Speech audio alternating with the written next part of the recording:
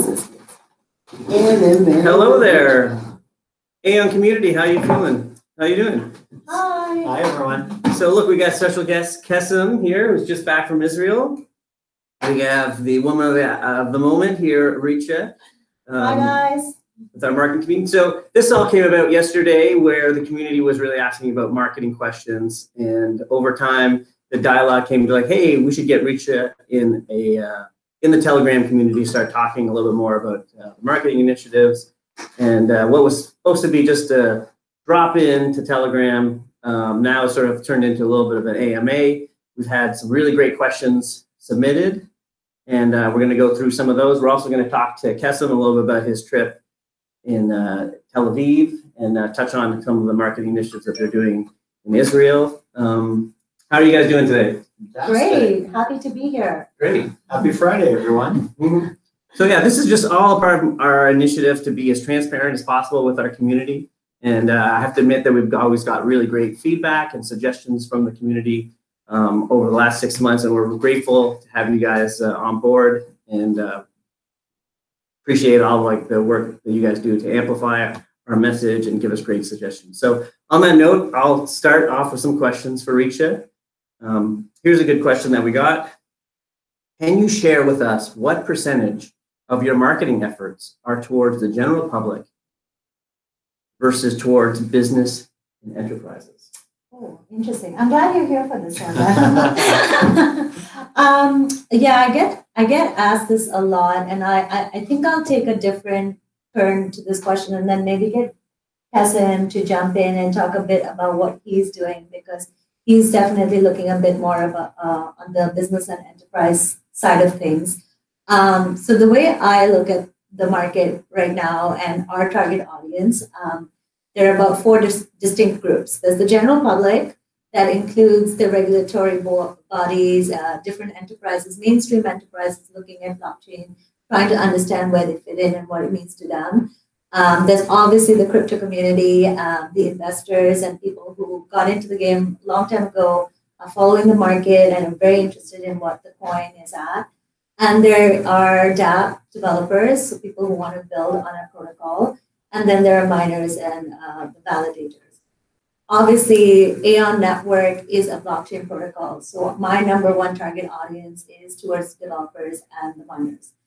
But having said that, I mean, another really important market for us, and especially ever since we had our token event last year, has been the crypto community and the investors. That's the Aion network. The foundation itself, being a new industry, it's our job to set precedents in this market. Talk about the blockchain industry, talk about what it means and where it's going, and really educate the general public on what it's doing. And that's the foundation's job, and that's what we would be looking at, separate from what the network is trying to achieve. Maybe Kesem can take on a bit more about the enterprise side of things. Sure, absolutely. So hi, everyone. I think this is the very first opportunity I've had to, go straight to the community. So that's great. Thanks for having me. Traditionally, my role has been pretty much to coordinate and lead everything we're doing on the enterprise side. I see a bunch of the materials that you guys in the community came up with, all the collaborations that we've done to date with gigantic brands. And it's very gratifying to see how much interest this has been generated. I probably want to make 3 points, guys. One, I realize that on the enterprise side of things, we don't always come out with full disclosure. And I think it's imperative that everybody understands that when you're dealing with, gigantic brands in telco, banking, government, healthcare, insurance, any of those really large organizations, they're going to be extremely media shy. Usually when we engage, that means that we sign a bunch of really strict language around what it is we're able to say and what it is we're not able to say, with a big skew towards the not able to say. Enterprise sales and enterprise engagement is unique in the sense that it's incredibly slow. The sales cycle, the engagement cycle, delivery cycle, anything that you could measure from the activity standpoint, it takes you a really long time. Usually not because, technology, usually much more because you just need to jump through many, many hoops on the compliance, risk, architecture, IT. There's a lot of moving pieces to these engagements. I get frustrated. I'll share my honest feelings with you. I get frustrated that we don't get to communicate more rapidly and more openly around what it is that we're doing. But again, that's not up to us. That's how the game is played. And we definitely want to be a relevant technology in this context. There's a lot of really interesting, to say the least, things that we're doing that I wish I could share, but unfortunately, if we do, we will literally be in breach, and nobody wants that. I think that the community has already seen glimpses and pieces of things that we could communicate, and every time that we can, we do communicate those things. Unfortunately, it just takes a really long time for us to say, hey, here's the full scope, and here's kind of the magnitude and the vision of what we're doing. What I can say, without naming names, unfortunately, is there's a bunch of these things in the works. I think there isn't a single enterprise out there today that doesn't realize how risky it is for, the business to be tied to one particular network or protocol.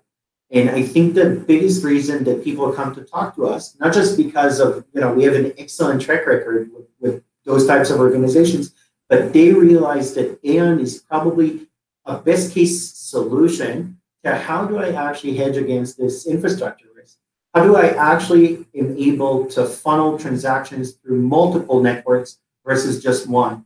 How do I actually create and comply business use cases that really adhere to firewall rules in businesses? Instead of living on one single network and everybody have to jump on it, which is a really kind of clunky way to do scale, can I create a bunch of networks and cater to smaller groups of stakeholders and define minimal data sets that traverse between groups? That's a much more rapid growth kind of approach.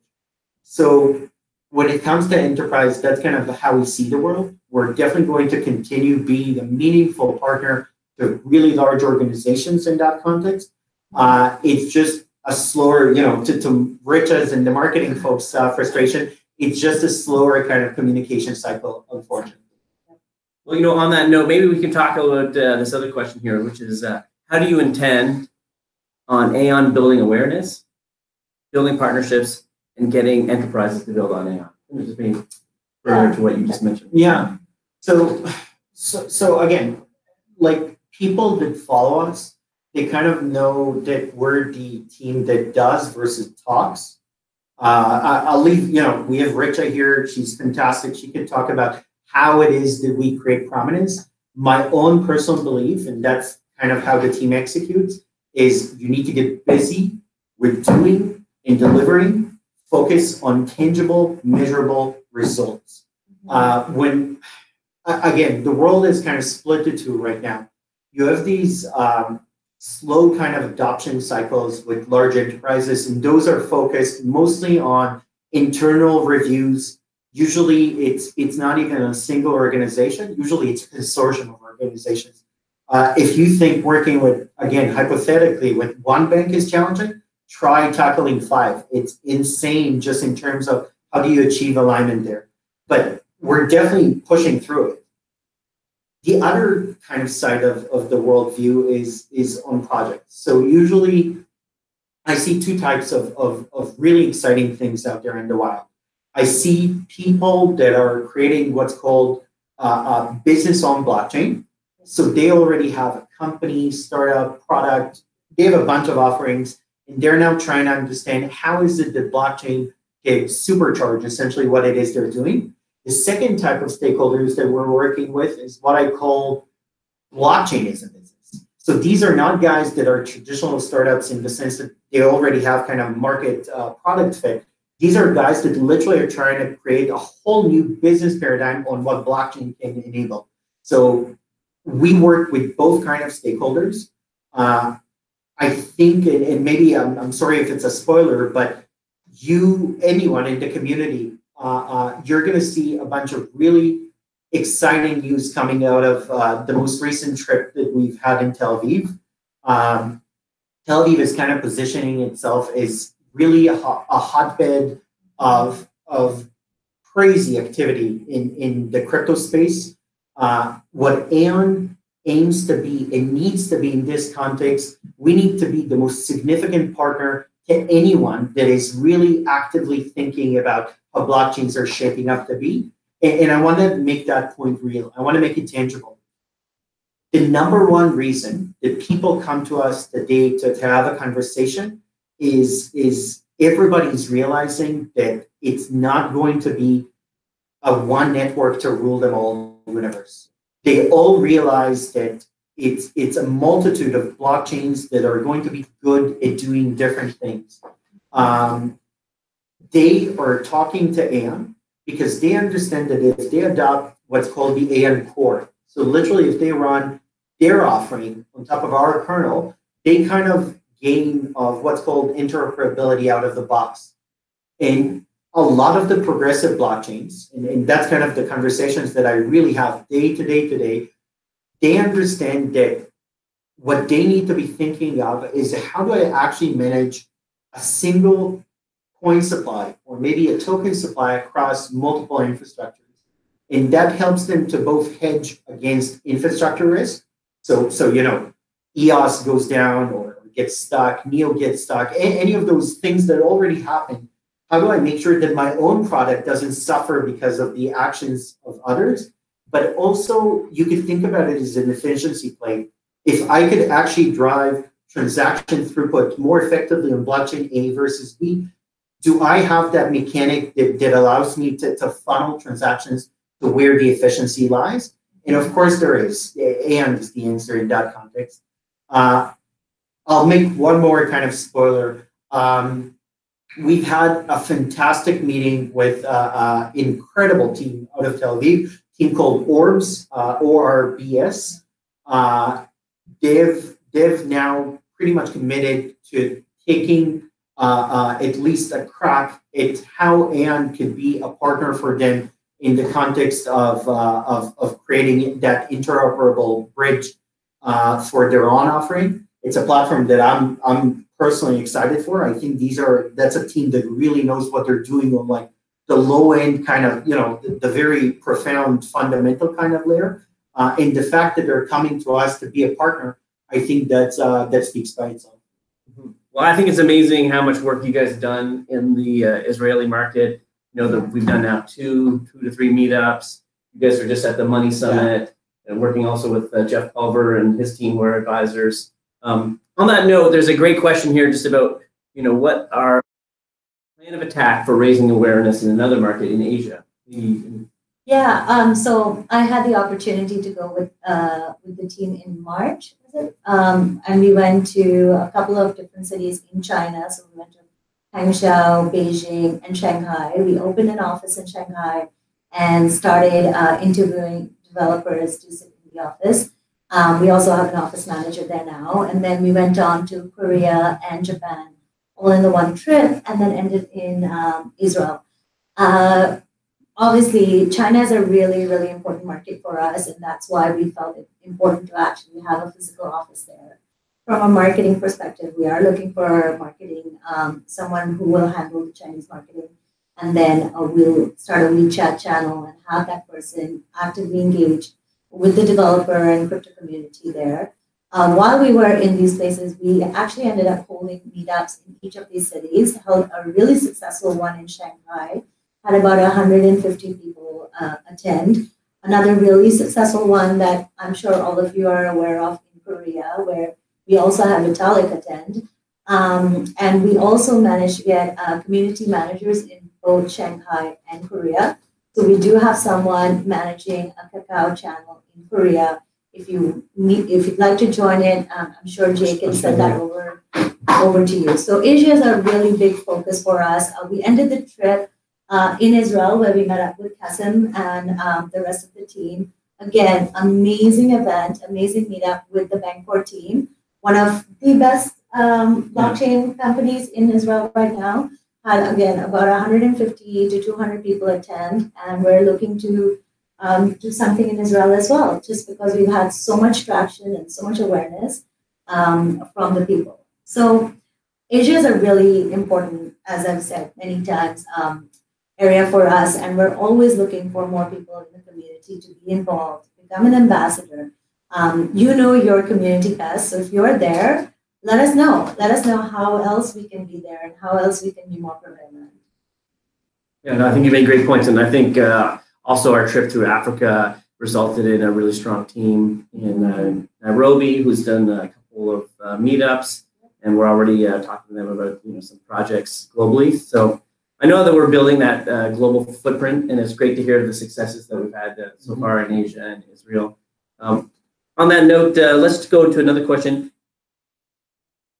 What are your plan of attack for raising awareness about the Aion project? This is kind of a general. Yeah, that's kind of like how do we do everything. So I mean, for people who've been with us and have been following the company since last fall, we've come a long way. When I joined in September, I think we were about 20 people in a basement, and now what's our headcount? Like about 60 in Toronto itself. Yeah. And then we have offices, as I mentioned, in Shanghai, Barbados, and Romania.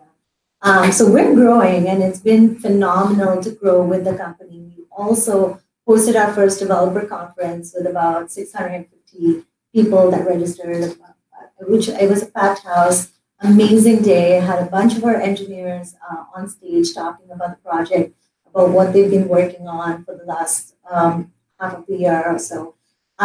So that was in early May, and since then we kind of went like, okay, let the tech team do their thing, let them continue working on the technology, let's sit back and really strategize where we want to be and how we want to go to the market. So one of the things we were working on and have been working on is really like a research project for us to understand the developer community a bit more in depth. So our team's actually been going out and interviewing developers, understanding what is it they like, what protocols are they building on, why are they building on it, what are they looking for, really trying to get a sense of the market. I see a lot of protocols, and I see all the messages on Telegram talking about this project did this, why aren't we doing this, and that project that did that. Honestly, we're all very new to this game. Everyone's very new. Yes, Ethereum is a pioneer, and therefore they've gone where they are. The next wave of protocols that are coming about, no one has this like secret sauce to success. And we're sitting right now and discussing and strategizing how are we going to go and build our communities, but not just for like a short-term gain. We're looking at the long term. It's not about building the hype, building massive marketing messages and advertising campaigns or whatever it is everyone's doing, but we're thinking about how do we build, how do we continue to grow, and how do we sustain? And that takes time. So every time like Jay tells me everything that's happening on Telegram, and I go in there and look at those chats as well. But it's not about let's react quickly and do something to appease everyone. It's about, okay, here's what's happening in the market. Here's what's happening with us internally. How can we put our best foot forward so that whatever we start today continues to grow? No, I think you made some good points there. Another question sort of on that same note is, what are your plans for gaining more market share within the crypto space? I think you've sort of mentioned that. Maybe let's. I guess I have a perspective on that. Yeah. Yeah. So again, the most important thing, I think everyone rational and kind of looking at the market a bit strategically is to follow where the intention is going. When I think through the people that raise money through token generation in 2017, the biggest chunk, I think the statistics is around 90% of the value, the money that went into back teams and projects went to infrastructure layers, right? So very much like ourselves, people that said, we understand the pain points of the fundamentals of this industry, and we are actually going to fix and address the pain points in a very technical manner. When I look at what's going on in 2018, I see a gigantic shift. I see a lot of shift that is going from, the fundamentals, so literally the base layers of this technology, technology and into essentially, for-profit, or let's call them more the business layer or the logic layer of the blockchain. So you see a lot more projects today that are focused on how do we actually facilitate and streamline this technology towards the mainstream with offerings that my mom could kind of wrap her head around. When it comes to how we're going to promote and carve market share in the crypto market, I think the emphasis for me is less around what it is we're saying and more around what it is other people are saying about us. And the thing that I would suggest everyone should be tracking right now is adoption. How many projects and what is the caliber of the projects that are saying Aion is the solution for the pain point and for the offering that we need to bring to the market? I think you're going to see a lot more prominence being driven to Aion as an architecture by the adoption of high caliber teams that aren't Aion. So the point for me, I guess, is for anyone following our project, supporting us and liking us, to really keep your eyes open to those opportunities. Who is it that is now saying publicly, hey, we're gonna create the future of whatever it is on the blockchain, and we're building this on top of it.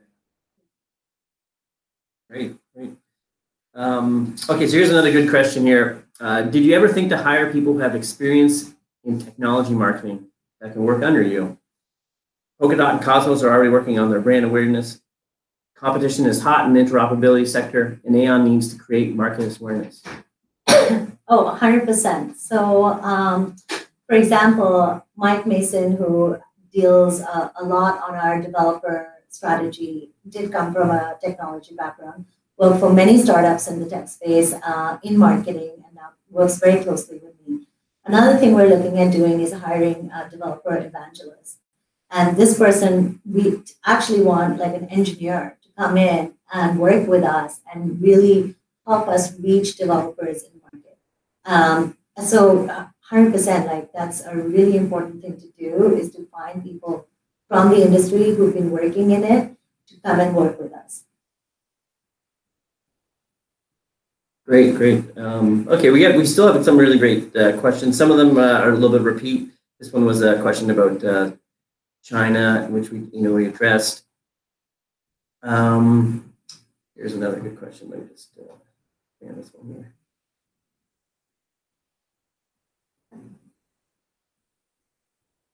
Okay, there we go. While concentrating on the technology and attracting developer, is there a plan of action being worked to attract mainstream token holders? What is being done to get Aion known across the board and keep both sides of the coin happy and valuable? Maybe you can take that on. Sure. To me, it's a pretty. One is the derivative of the other.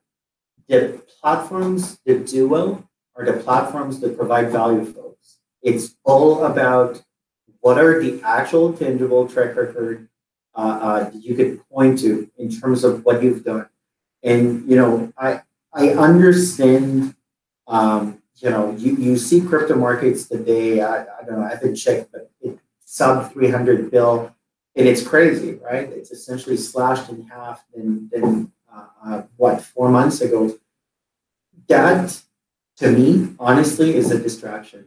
And my team needs to keep on building what it is that we do best, which is kind of the infrastructure of tomorrow. You attract all of those developers, and you're going to be one of the main platforms that is left in this field. And that's a very straightforward equation. It's important, and again, that's kind of a rule I live by. It's important to have your aims on the long-term vision that you promised everyone and you're executing. Literally, we cannot have enough hours in the day manifesting and executing on this vision, and much less around what are the kind of noise in the market doing today versus tomorrow versus yesterday. Okay, I have I think we only have time for maybe like one or two more questions. Here's a good question. I thought that was a little bit interesting. What are your goals to set Aion apart from other interoperability projects? So my goal is always around the technical merit. I think there are three kind of verticals that you could track around what does it mean. First, I think there isn't a project out there. Again, obviously, I have a biased opinion, but it's a genuine opinion. I don't think there is a project that has as far-reaching vision as we have. Our vision doesn't start or end with what's called a crypto asset. We all understand the value and the importance of tokens and coins, but that's not what this is about. What this is about is to be able to facilitate a true kind of infrastructure, decentralized version of the internet. We are not working hard because we want to essentially run a layer on top. We actually want to transform how communication is done by everyone. So I definitely think we're differentiated by our vision that is really around the free flow of logic across any decentralized network out there. The second thing I'd say is around the execution. I think that it's really hard to find a team with a track record like ours in the sense that we have a delivery background. We have done this with some of the largest organizations in the world. We have met some of the most stringent requirements, stress testing, risk analysis, you name it, they've thrown it at us, and we've always come on top. So we are absolutely a team that pretty much, kind of put the execution first and foremost for what it does. And thirdly, I think that when I think of from a token holder's perspective, when I think of the kind of projects that I want to back with my own, with my own hard-earned money, I think that the way you do things is as important as how you do them.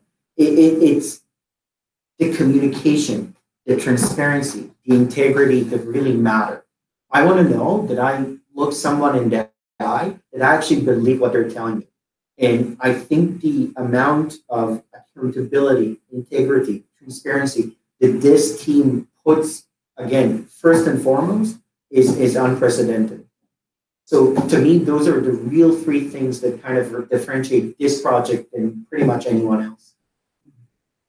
Well, great.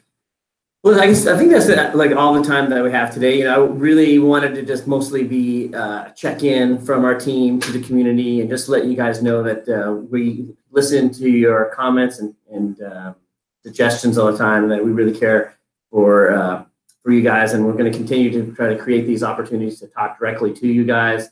I'm always in the forum. If you have any question, you can always ping me or Depeche. And I just want to say thanks to Kesem for dropping in and really giving us some high level and some deep insights to the whole strategy thinking, and also to Richa for her insights on the marketing side.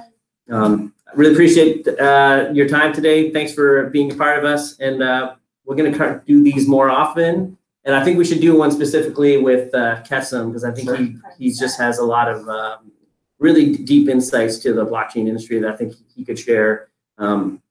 And I encourage you guys, anytime you see an opportunity to see Kesem speak at a conference or meetup to attend. And in the future, we'll begin doing streaming of those meetups so we can watch live. So anyways, on that note, I want to thank you all again for watching, and we'll talk to you guys really soon. Have a great weekend, everyone.